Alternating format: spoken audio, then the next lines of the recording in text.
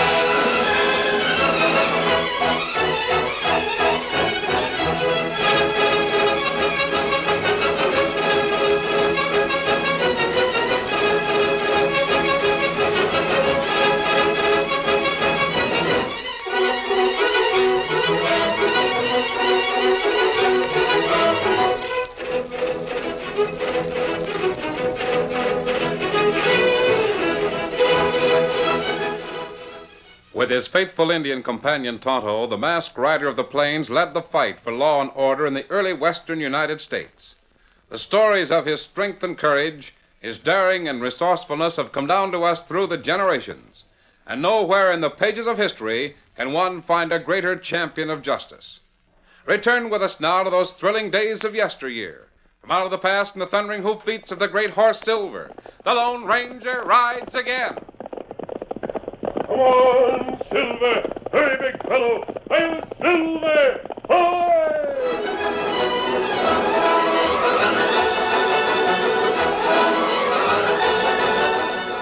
When John Masterson was killed, one of the greatest cattle ranchers in the Southwest showed signs of dying, too. On the Masterson ranch, old Pete Randall stopped his work in the ranch yard and watched the rider coming toward the corral. Well, hi, Nels. You're home early. I thought you was riding herd over on the flats. Pete! What in the name... Oh, there. Oh, there. Nels, what's the matter with you? Pete, what's wrong? What happened? Get some water to boiling, girl, and get some bandages together. Nels has been shot.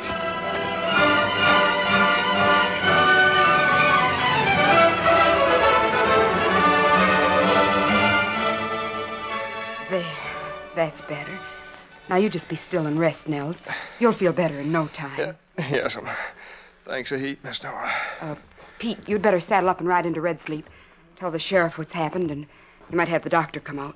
Doctor? There's only one doctor to send for in a situation like this. Who? Bill Gage, that's who. Bill packs the only kind of pills that'll cure the cussedness going on around here. Are you going after the sheriff, or must I go myself? Nora, I reckon it's time you and me, all of us, had a showdown. Somebody's right and somebody's wrong. We better find out which is which and be quick about it. What do you mean by that? Your daddy got this place through courage, see? He fought to make it as big as it is. And he spent his life fighting to keep it that way. I know.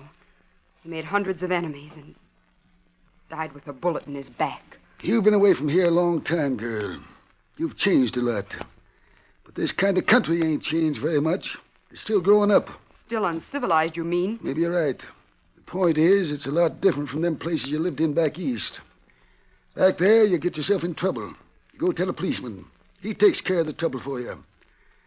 Out here, it's sometimes necessary to look after your own worries. Pete, You don't like fighting. You don't want bloodshed. So you tell some 20-odd men that's working for you that from now on, they ain't to pack no guns when they're after him. And that order still stands. Yes. Your men are still here. Though I can't figure out why, unless it's 'cause they take pity on you. My men are paid to work as cowboys, not as gunfighters. Hey, you blind, stubborn little fool. You think these men are staying here for wages, riding without protection under your orders? No. They're here because they knew John Masterson, worked for him, loved him. Because they're still hoping to have a chance to help you. If you'll only let them. If that's true, then... You would know it's true. If you knew what's in the hearts of all those men. Your daddy knew they'd stand by because they're fighting men, every last one of them. Because they're fighting men, he knew they'd need someone to lead them if you ever got into trouble. That's why he asked you to send for Bill Gage. And for the last time, I am not going to send for Bill Gage. Now, will you please ride into Red Sleep and tell the sheriff one of my men has been shot? I'll go.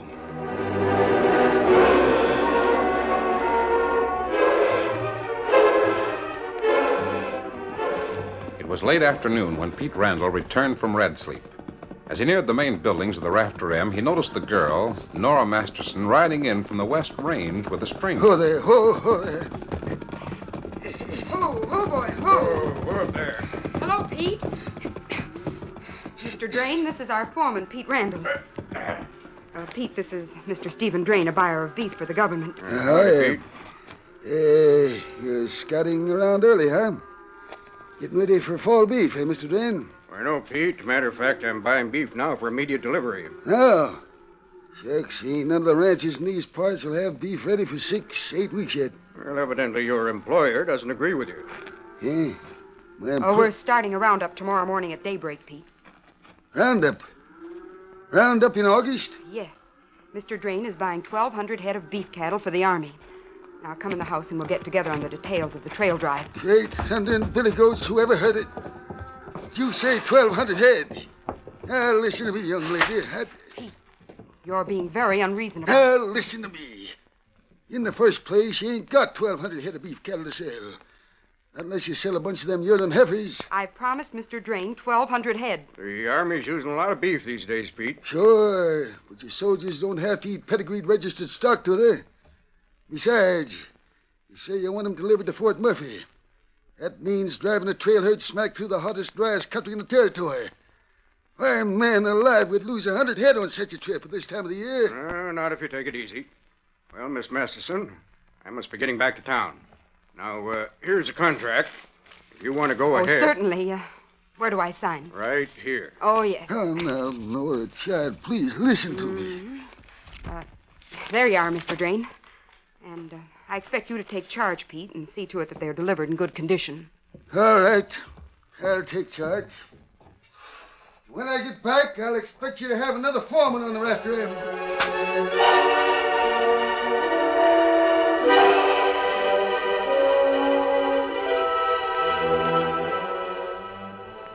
A week later...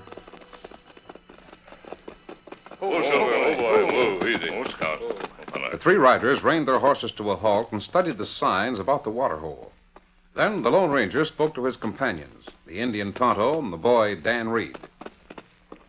It isn't very difficult to tell what happened here. Waterhole have to be dug out again. Look like... Wait, Tonto. Dan, let's see you read the sign here. What do you think happened? Looks to me like a big bunch of cattle passed through here. Probably wasn't enough water for them. They milled around and destroyed the water hole. How big a herd?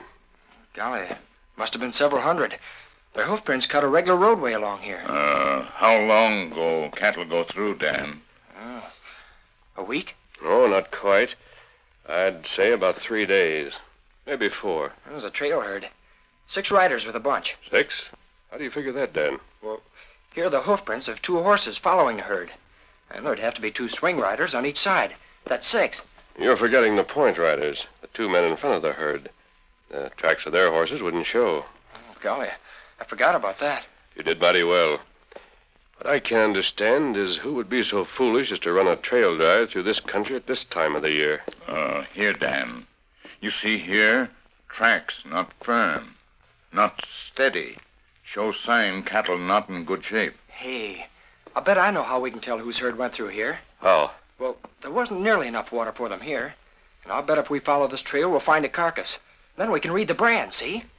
Good work, Dan. That's exactly what I was planning to do. Come on, Silver. Get him up, Scout.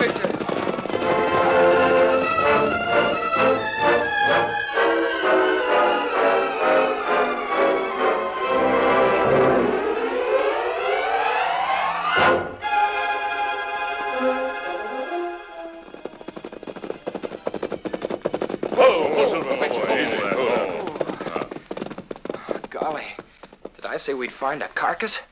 Look, there's dozens of dead cattle ahead. Whoever brought that trail herd through here evidently didn't know much about this country. Hello. Can you read that, Brand? Dead steer from Raptor M Rancho. Why, that's the John Masterson ranch. Masterson, plenty smart hombre. Him know this country heap well. Take a look at some of the others. Let's see if these animals are all from the Raptor M. Come on, Silver. Come on, Victor. Up ahead, sir. There's the pass leading out of the canyon, and more dead cattle. That's known as Skeleton Pass. From now on, the name will fit the place. Kimasabi, you come quick. Come on, Silver. Get up, Victor. Oh, boy. Oh, easy now, easy. Oh. What is it, Tonto? You look. Animal here not die from thirst. Him killed with bullet. Steady, big fella. Yes, you're right, Tonto. And that means that there's Maybe plenty trouble here at Skeleton Pass. Maybe the animal was dying of thirst and was killed to end its suffering. No, Dan. If that had been the case, the steer would have been shot through the head. That steer was killed by a rifle bullet. By accident. The bullet was fired from those rocks up in the pass and meant for one of the riders with the herd. Steady, big fella. Come on, Silver. Come, Scout. Get up, boy. Look here, Dan. Along the edge of the trail. You can see where the herd broke into a run. And they were stampeded through the pass while the men hiding up in the rocks held the trail drivers back with rifle fire. Now, what we do, Kimasabi? The Raptor M trail herd was stolen here at Skeleton Pass. We'll follow this trail a ways, try to find out what became of the herd. Then we'll head for the Raptor M Rancho.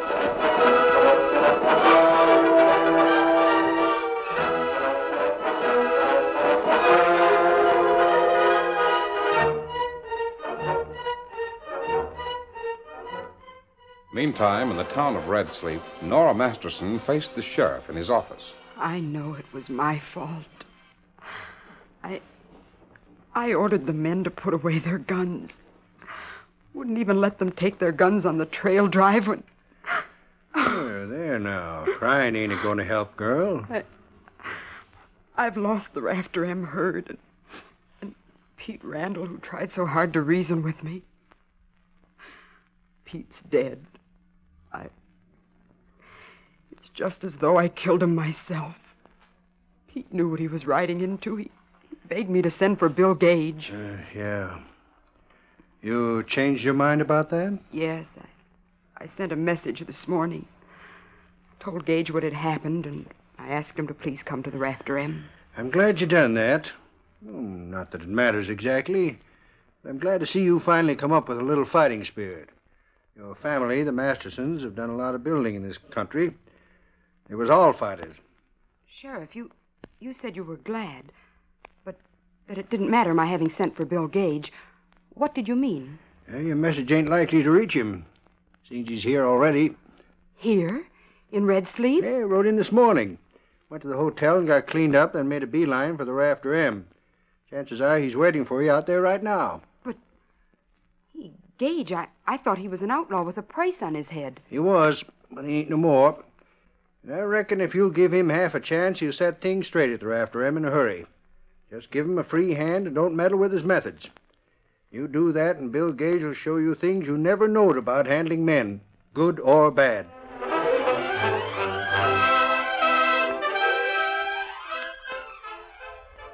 The curtain falls on the first act of our Lone Ranger story. Before the next exciting scenes, please permit us to pause for just a few moments.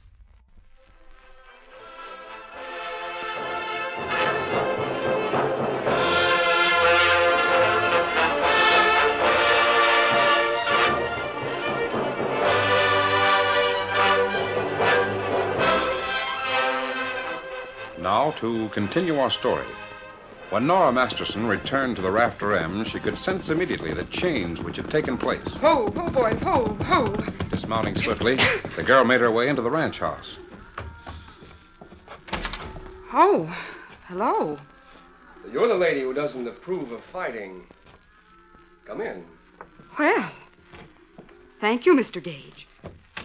Thank you for inviting me into my own house. Fellow at the telegraph office said he just finished sending me a message down in New Mexico territory. Message from you. Yes. How did you happen to be here? Heard about your dad being killed. Figured maybe there was something I could do about it. Oh. You ready for me to take over? Pete Randall is dead. He was taking a trail herd. Yeah, I know all about that. I'm looking for a foreman to take Pete's place. What you need is somebody to take John Masterson's place. Somebody that can put the fear of the devil in whoever's been coyoting around the Rafter M. Are you so good at putting the fear of the devil in such people? I don't wear these guns for show, lady. Well, if you want Pete Randall's job... I don't. I want your job, with all the trimmings. I want to be able to hire and fire as I please and take orders from no one. Especially you. Why, of all the colossal... Take it or leave it. You certainly are the most egotistical man I've ever met. You've brought grief for the whole spread. Because your head is so full of silly ideas you can't see to the end of your nose. You call me an egotist. Stop it. You've no right to talk to me like that. Well, that's true. But I figured you ought to know. It's what I think. It's what your men think. It's what everybody in the valley thinks. Now that you know, I'll be going. Good luck to you. Wait.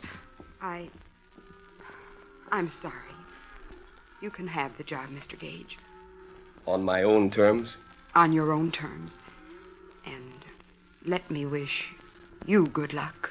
Thanks. I'll make my own luck as I go along.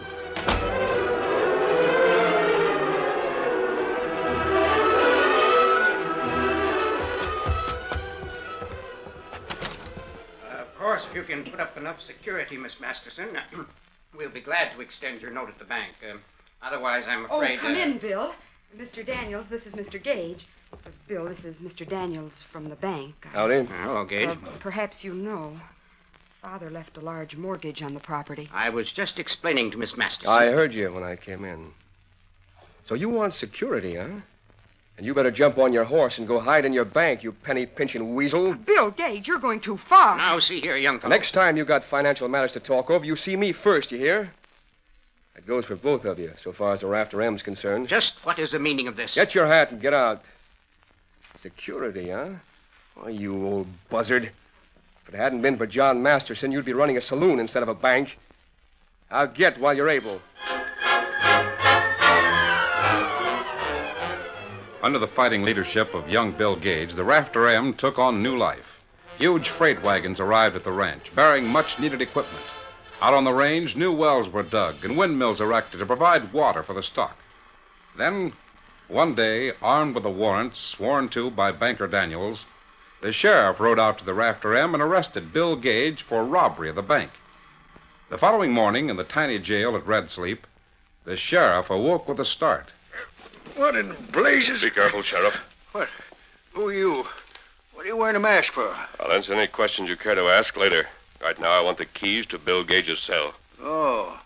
So you're his partner in the bank robbery, huh? Bill had nothing to do with breaking into the bank last night. Now, where are your keys? None of your business. And I'll make it my business. Oh!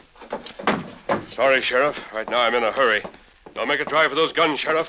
I unloaded them when I came in. Hey, what kind of a game are you playing, fella? I'm playing your game, Bill. This one of Daniel's tricks? Turn me loose and then shoot me in the back for trying to escape? Here are your guns, and I'm riding with you. The sheriff can join us later. What's that? Get a posse as fast as you can. Gage and I will meet you at Skeleton Pass. Come on, Bill. Wait! What kind of crazy jailbreak is this? Bust a man out of jail and then make a date with the sheriff's posse. Come on, Silver. Get it, boy.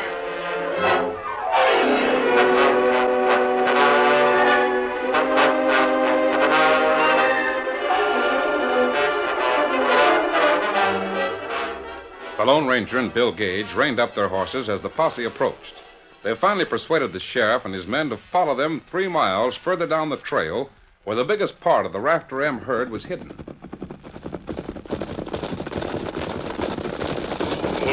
Oh, boy, easy now. Over here, Sheriff. Come on, Bill.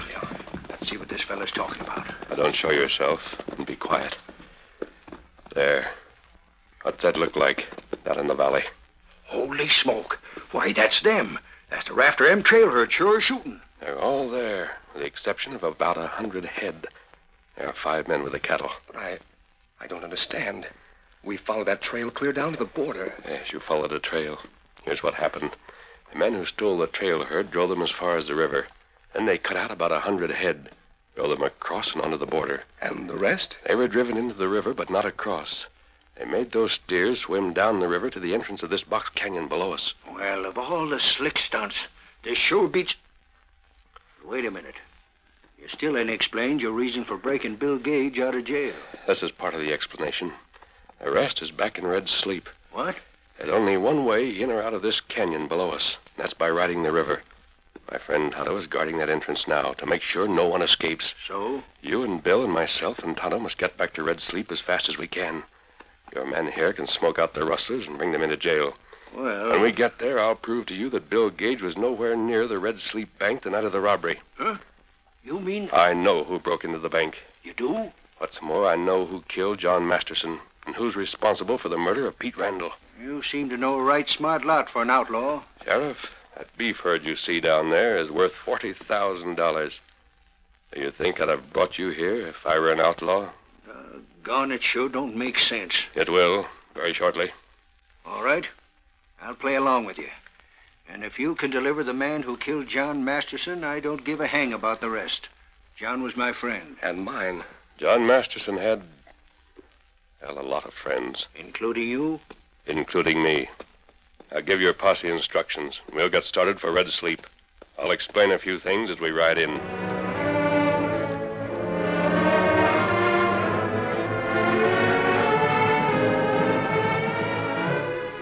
As they rode into town, the Lone Ranger explained to the sheriff and Bill Gage that he had proof that the man who murdered John Masterson and Pete Randall was Albert Daniels, the banker. As they entered the bank, they heard Daniels' angry voice. You blasted idiot, Sheriff. What in thunder is the meaning of... What's this all about? Who's that masked man? He's generally known as the Lone Ranger. Says you killed John Masterson and Pete Randall. Says he can prove it. He's crazy. There's your killer right there. Bill Gage. Sure, and he stole a Rafter M herd and broke into my bank. Gage was nowhere near your bank on the night of the robbery, as you call it. Maybe you're the one. I am. What? You? Dan, go and get my saddlebag. Yes, sir. Miss Masterson, do you remember the man who bought your beef herd? Mr. Drain? Why, yes. Describe him. Why, he was rather stout. He had white hair, and he wore city clothes. Oh, yes, and he wore gold-rimmed spectacles. Like these? What? Why, yes, but... Here, your saddlebag, sir. Thanks, Dan. Now, did Mr. Drain wear city clothes like these? And a pair of short boots like these? Yes, he did, but I don't understand. Just a minute. Are you trying to say that Daniels... Daniels and the Drain fellow that Nora met are the same man. Sheriff, this man is insane. Yeah? Maybe he's crazy, like a fox. I knew John Masterson better than any man in this room. And there hasn't been a mortgage on the Rafter M for years. That's a lie. He owed me a pile of money. No, Daniels. You owed the Rafter M money. John Masterson had your notes to prove it. He trusted you to the point where he kept those papers in a safe deposit box. You killed him for those notes. But Bill said he knew Stephen Drain. He does, and so do I. I also know that the real Stephen Drain has been up in Montana for 2 years. It was easy for Daniels to assume a convincing disguise.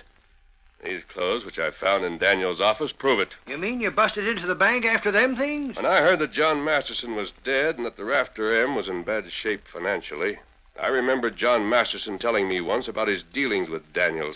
Well, this is ridiculous. Here, Sheriff, are the notes signed by Albert Daniels, showing how much money he owed the Rafter M. Give me those. No, you don't. I found Daniels' clothing that he wore to impersonate Steve Drain while looking for those papers. He even used a box of cornstarch to color his hair white. Then, by stealing the Rafter M trail herd, he figured he could easily foreclose his fake mortgage and get possession of the ranch. The shyster came close to being successful. Look out! Oh, my hand! It's busted. Well, if there's any question about you being a Lone Ranger, I'd say that draw proved everything. Yeah, and this penny-pinching skunk, he kind of proved himself guilty by going for that shoulder gun. Come on, Daniels. We got a nice room reserved for you. Take your hands All right, off. come on. Just one thing, Bill. Where did the money come from that you've spent on the ranch? From your dad, Nora. He set me up in the cow business 6 years ago. Gave me everything I needed. Oh. When I heard the Rafter M was in trouble, I sold out and came up here pronto. I was just paying back what I owed your daddy. But what about the cattle that are hidden in that box Like canyon? the Lone Ranger explained to me, there's plenty of good grass and water there. It's only about a 2-day trail drive to Fort Murphy. They're on government land, so we'll just leave them there till they're fat enough to sell. The government will be glad to get beef in prime condition. Bill, I'm so glad things turned out this way. Yeah. Well... Seems to me the Rafter M will need a manager now more than ever. Well, I'd hate to mess up all the good work you've done. Well, Know where I could find a good manager? I might. Think I could get along with him? Sure. He ain't such a bad hombre. The job is his, Bill. For a long, long time. On his own terms? On his own terms. Fair enough, honey. Hey, Sheriff, where can a fella find a preacher in this town? Hail Silver! Hoy!